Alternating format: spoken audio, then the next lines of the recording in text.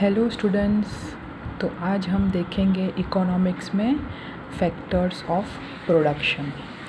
The activity of conversion of raw materials and resources into final goods which satisfy human wants is called production. So human beings demand करते हैं production का for their consumption. तो वो product कैसे बनता है? तो हम एक एक्टिविटी रन करते हैं, एक प्रोसेस को रन करते हैं जिससे रॉ मटेरियल्स या रिसोर्सेज को फाइनल प्रोडक्ट में कन्वर्ट करते हैं। तो उस प्रोसेस को हम बोलेंगे production process. By converting the nature of resources their utility increases. ठीक है, फॉर एग्ज़ाम्पल जो वीट है, रॉ वीट है, उसको हम डायरेक्टली कंज्यूम नहीं कर सकते, बट अगर हम उसको वीट फ्लोर में कन्वर्ट कर ले तो उसकी यूटिलिटी यानी कि उसका कंजम्पशन बढ़ जाएगा। Hence, production can also be called a process which increases utility of resources. For example, when wood is converted into chairs, which are demanded by customers for satisfaction of their wants, then the utility of wood increases and this process of conversion is called production. ऐसे एक example दिया गया है, अगर हम would को convert करें chairs में तो वो डायरेक्टली कस्टमर्स यूज़ कर सकते हैं अपने वांट सेटिस्फाई करने के लिए, तो उसकी यूटिलिटी बढ़ जाएगी एंड इस प्रोसेस को हम बोलेंगे production process. Now the agents which can help in such a process of conversion or production are called factors of production. तो ये सब प्रोसेस करने के लिए हमें जिन चीज़ों का ज़रूरत पड़ेगी उनको हम बोलेंगे factors of production. So there are 4 factors of production with land, labor, capital and entrepreneur. All these factors are equally important in the process of production. In a system of just distribution of income, the total income generated from various activities is distributed to each factor of production as per their productivity और their contribution in generating that income। ठीक है, हम क्या करेंगे, ये चारों factors of production को detail में देखेंगे एक एक करके। और ये प्रोडक्शन प्रोसेस में क्या होता है, जैसे ही इनकम ऑन होती है वैसे ही इनका डिस्ट्रीब्यूशन होता है इन चारों के बीच इक्वल प्रोपोर्शन में और ऐसे प्रोपोर्शन में जैसे वो इनकम जनरेट करने में अपना योगदान दें। According to Alfred Marshall, there are 2 basic categories of factors of production, nature and human beings. Alfred Marshall के हिसाब से सिर्फ 2 कैटेगरी है फैक्टर्स ऑफ प्रोडक्शन की, एक तो नेचर होता है और दूसरा ह्यूमन बींग्स होता है। ठीक है, अब हम देखेंगे land. In a general understanding, land may mean the surface of the earth livable for mankind. ऐसा सरफेस, ऐसी जगह अर्थ पर जहाँ पे मनुष्य अपना गुजारा कर सके। However, in economics, the concept of land is more inclusive. Inclusive है मतलब कुछ भी आगे जाकर ये डेफिनेशन में या ये कंसेप्ट में इंक्लूड हो सकता है। According to Marshall, all natural assets which help in production और economic activities constitute land. Marshall के हिसाब से कोई भी नेचुरल असेट्स जो प्रोडक्शन में उपयोगी हो या फिर कोई भी इकोनॉमिक एक्टिविटीज़ कंस्टिट्यूट करे लैंड को। That is, climate of a particular part of earth, water resources, fertility, mineral resources, all of these constitute land. So particular part का कोई climate हो जिससे production हो सके, water resources है हमारे, fertility है, mineral resources है, ये सब land कहलवाएगा। Hence, land can be said to have the following characteristics. Land is a gift of nature and is not man-made. Natural है, ठीक है। लैंड जो है वो नेचुरल होता है, किसी ने बनाई नहीं है, तो ये मैन-मेड नहीं है, एक नेचर का प्रोडक्ट है। The total supply of land is fix. Total supply जो होती है वो फिक्स होती है, वो जितना दिया गया है उतना ही है, वो हम क्रिएट नहीं कर सकते। ठीक है, so land is geographically immobile, मतलब वो जोग्राफिकली बहुत दूर दूर तक होता है, कभी कभार यहाँ से यहाँ तक जाना बहुत मुश्किल हो जाता है, बहुत दूर दूर तक लोकेशन होता है लैंड का। ठीक है, all types of land are different in fertility, climatic conditions and so on. उनकी फर्टिलिटी और क्लाइमेटिक कंडीशन सब जगह सेम क्लाइमेट होना ज़रूरी नहीं है। The remuneration of land as a factor of production is called rent. अगर हम लैंड यूज़ करना चाहते हैं तो हमें कुछ देना पड़ेगा उसके सामने, उसको हम बोलेंगे रेंट। तो अब हम देखेंगे सेकेंड वन, लेबर, फिजिकल और intellectual work by humans in order to earn returns which is done under the supervision by some authority is called labour. तो लेबर में क्या होता है, जो ह्यूमन बींग्स होते हैं वो कुछ भी फिज़िकल या इंटेलेक्चुअल वर्क करते हैं कुछ कमाने के लिए, ठीक है। तो वो जो काम करते हैं वो किसी के अंडर करते हैं या किसी के सुपरविजन के अंडर करते हैं, तो उनके सामने उनको वेजेस मिलते हैं। तो ये जो प्रोसेस होता है उसको हम बोलेंगे labour. The characteristics of labor are labor cannot be separated from the laborer। laborer जो है वो लेबर करता है तो वो दोनों को सेपरेट नहीं किया जा सकता। labor cannot be stored in a way labor effort done by a laborer is perishable। Labour को स्टोर नहीं किया जा सकता, वो लेबरर करता है और एक बार जो हो जाए ऐसा होता है कि एक बार जो हो गया मतलब हो गया। लेबर जो है वो पेरिशेबल इन नेचर होता है। The mobility of labour is influenced by social and economic reasons. कभी कभार लेबर का मूड अच्छा नहीं होता, लेबरर का मूड अच्छा नहीं होता तो लेबर वर्क भी अच्छा नहीं होता, तो वो इफ़ेक्ट होता है सोशल एंड इकोनॉमिक रीजंस से। The efficiency of every labourer is different which means the capacity of every labourer to perform labour is different, ठीक है। एफिशिएंसी जो होती है लेबरर की वो डिफरेंट होती है, तो लेबर वर्क होता है वो भी हर एक लेबरर अलग अलग करता है। The supply of labour depends upon population. Labour का जो सप्लाई होता है वो पॉपुलेशन पे डिपेंड होता है कि कितने लेबरर्स अवेलेबल है। The remuneration for labour is called wages, उसको हम वेजेस बोलेंगे। कैपिटल, लैंड के सामने जो मिलेगा वो रेंट और लेबरर के सामने मिलेगा, लेबर के सामने मिलेगा, उसको हम बोलेंगे वेजेस। अभी हम देखेंगे capital. In modern times, capital is considered to be a highly important factor of production. All man-made goods which help in production constitute capital. It is different from land and labor as it is a produced factor of production. In other words, it is a man-made factor of production. For example, a tractor is a produced factor of production which further helps in the production of agricultural goods. Capital मतलब क्या, additional जो लगता है production में help करने के लिए उसको हम कैपिटल बोलेंगे। फॉर एग्जांपल हमें एग्रीकल्चरल वर्क करना है, तो अगर हमें एग्रीकल्चरल वर्क थोड़ा फास्ट करना है और ज़्यादा प्रोडक्शन लाना है तो हमें ट्रैक्टर की ज़रूरत पड़ेगी, तो ट्रैक्टर को बोलेंगे हम capital. There is a difference between capital and wealth. Though several times some goods are factors of production as well as wealth, it is not so always. A good may be a capital good as it helps in production but it may not possess all characteristics of wealth, or another good may be wealth but not a factor of production। Capital और wealth दोनों में फ़र्क है। आपने wealth की definition देखी, आपने capital की भी डेफिनेशन देखी, तो वेल्थ और कैपिटल में डिफरेंस होता है। कुछ गुड कैपिटल गुड्स होते हैं पर वो वेल्थ नहीं कहलाएंगे और कुछ गुड्स वेल्थ होते हैं पर वो कैपिटल नहीं होते। कैरेक्टरिस्टिक्स ऑफ कैपिटल क्या होंगे? Capital is a man made factor of production. It is the most mobile, मतलब ईजीली अवेलेबल होगा और उसकी सप्लाई भी ज़्यादा होगी, तो it is the most mobile of all factors of production.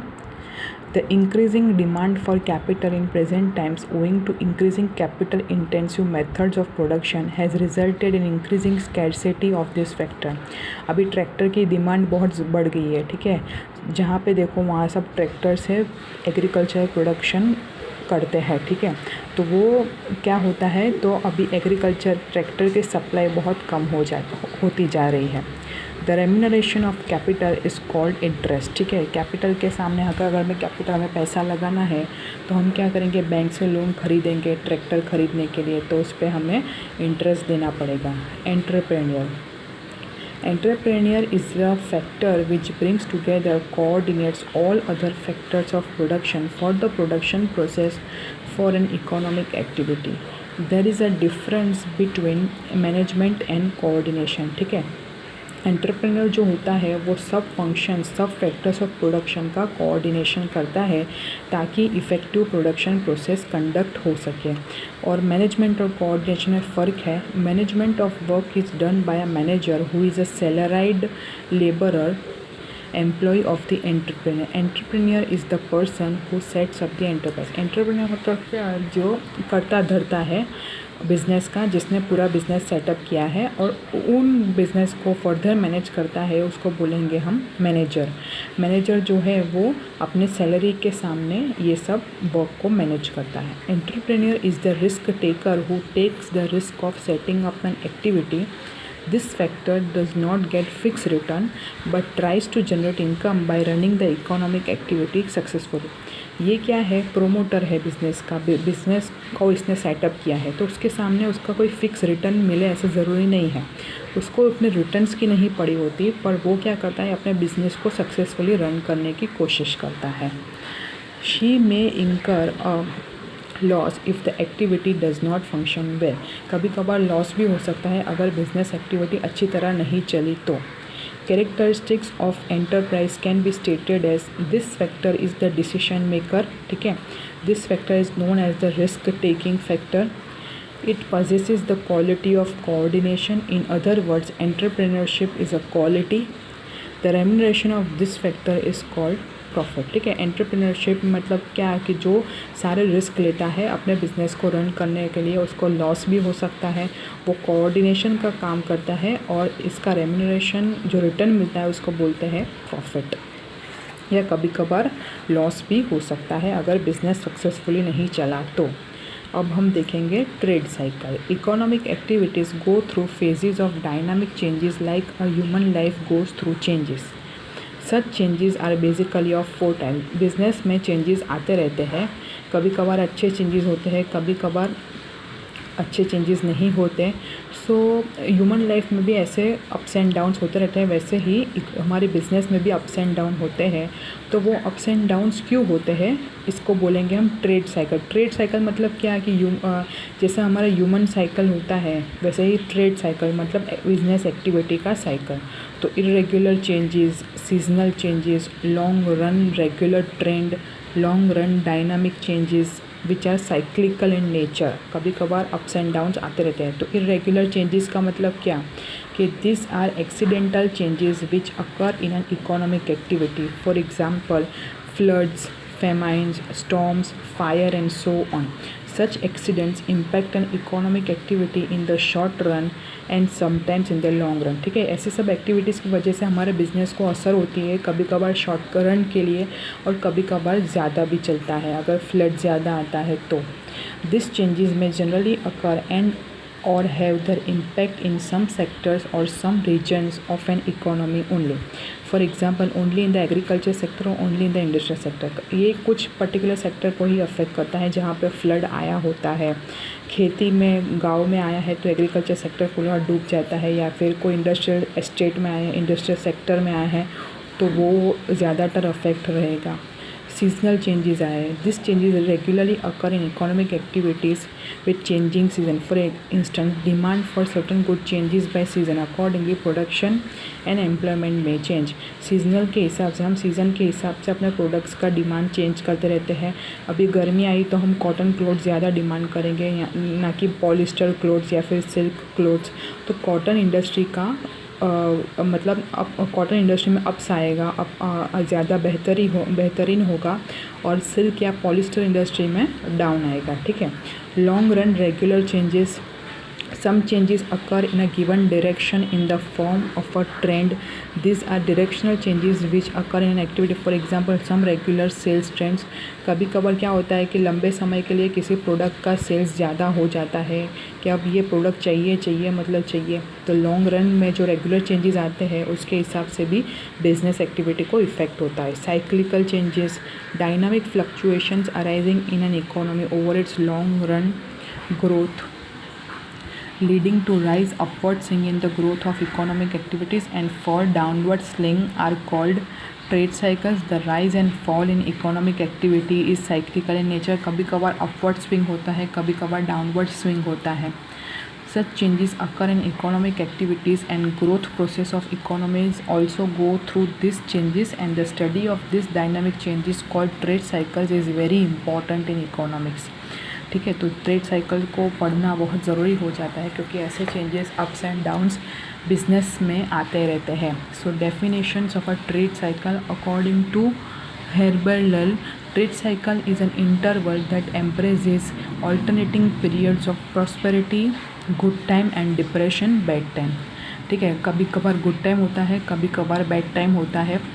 According to Hawtrey, trade cycles are continuous phases of good and bad changes occurring in the economy. So ये continuous phase होता है, कभी कभार good changes होते हैं, कभी कभार bad changes होते हैं। तो कैरेक्टरिस्टिक्स क्या है? They depict dynamic changes in the economy, they depict the positive and negative changes in the economy. This arise because of several factors. Trade cycles have various phases and each phase does not last for a uniform period. ठीक है, so they have dynamic changes, they impact both positive and negative changes. कुछ factors की वजह से ये सब होता है और उनके वेरियस फेज़ होते हैं और ईच फेज़ वो ज़्यादा देर तक चलता रहे ऐसा ज़रूरी नहीं है। तो कौन कौन से फेजेस होते हैं ट्रेड साइकिल में? तो 4 फेज़ है। बूम मतलब इन्फ्लेशन, रिसेशन, डिप्रेशन और recovery. Boom, this is a period when economic activity reaches the maximum growth level in a given time period. Demands have picked and so have incomes and profits, thus this period is also called peak. Boom मतलब सबसे अच्छा period, सबसे good period जहाँ maximum level, maximum growth होता है। ठीक है, demands भी ज़्यादा होती है, इनकम्स या प्रॉफिट्स भी ज़्यादा होते हैं, इसको पीक भी बोलते हैं। Recession, this period follows the period of boom when economic activity peaks in a given period and investments and employments have reached the highest possible levels.